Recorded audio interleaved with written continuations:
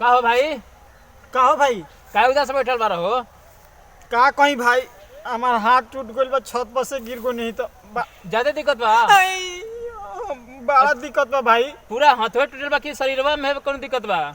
ना भाई सब ठीक बा, खाली हाथवे टूटल बा। अच्छा ये बताओ, ई तारा बीमारी के कहीं देखैला कि ना डॉक्टर से? देखैले रही भाई, कोई पैसे नहीं के देत घरे, हम बड़ा परेशान बानी। अच्छा तारा बीमारी के इलाज हम चुटकी में ठीक करी तो कैसा रही? अगर कह देबा भाई तो बढ़िया बाटे, काहे कि हम बहुत परेशान बानी। तो एगो काम करे के पड़ी, हमरा संगे चले के पड़ी तारा। कहाँ बा? चलो लिया, चल तनी आओ ना। चलो आराम से उतरिया। चलो आओ।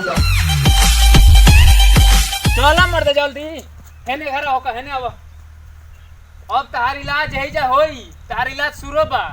अच्छा ऐसे से होई? हां ए मर्दे का हो? आओ हेने आओ।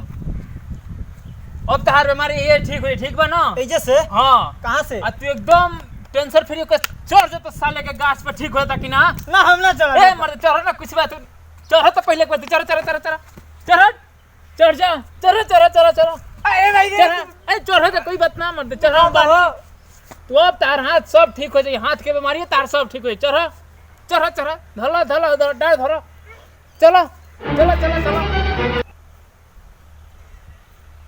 चल बिल्ले बराबर कहाँ जाए के बा हो? बस ऊपर में जाके बैठो, फिर बताओ तई तारा के हम बीमारी के इलाज। बैठो। चलो वाह, बैठो वहीं पर, बैठो।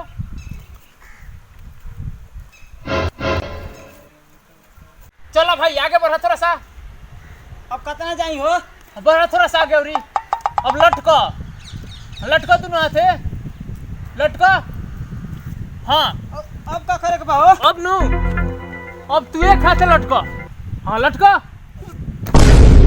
ए मर्दे गिर गेल का? उठो। बाग मार दे औरी दुखा टटे, तू कैसे इलाज कराओ तरा? आराम बानू अब? आराम बा औरी दुखा टटे। अच्छा ऐसे करो ना, अब हम जाता नहीं। बात तो सुनो, भाई हमारा एड्रेस लो, कल ना यही ना हम एड्रेस जाता नहीं, पर। अब तारा भी ना आइब हम। बात सुनो, कल यही एड्रेस पर ना हमारा लगे ये ठीक बा, वही जे तहार इलाज कर रहे हम। ठीक बा, कहा तरह तो जाते ना, तो हम तारा भी ना आईती।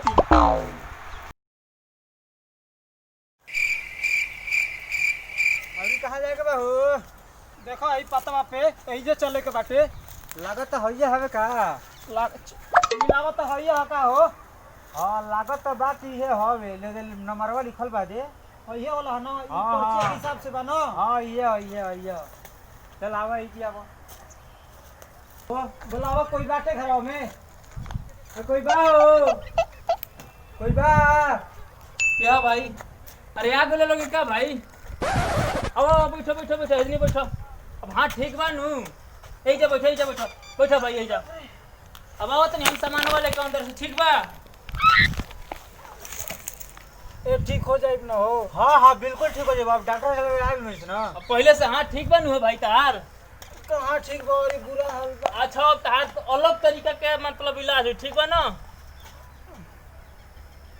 एकदम घबराने की जरूरत नहीं है, ठीक बा? अरे बाप रे, बहुत दुखाता हो। शांति रहो। अब तहार देखो कौन तरीका से इलाज हो करते हैं हम। अब देखो तहार कितना अच्छा से हम इलाज करते हैं, ठीक बा?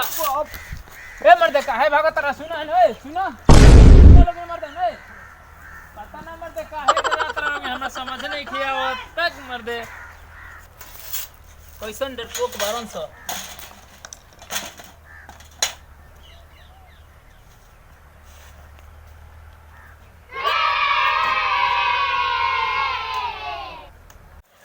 भैया हम सुशील सिंह सचिन रोज समय के प्रणाम करतनी। गोल लगते नहीं भैया, हम दुलरुआ नंदलाल रहुआ सा के प्यार हमनी के बहुत मिला था भैया। और सही भोजपुरी समाज के भैया बहुत ऊपर ले जाई, हमनी के सारा टीम पे भैया प्यार बनाई। बाकी हमार जुल्मी भाई बड़ान सचिन। नमस्कार प्रणाम, हम जुल्मी जितेंद्र और हमनी के भोजपुरी अंश म्यूजिक के वीडियो के एक बार लाइक करी, सब्सक्राइब करी और साथ में बेल आइकन के जरूर दबाई। प्यार भाई भैया बनैले रह हमनी पे।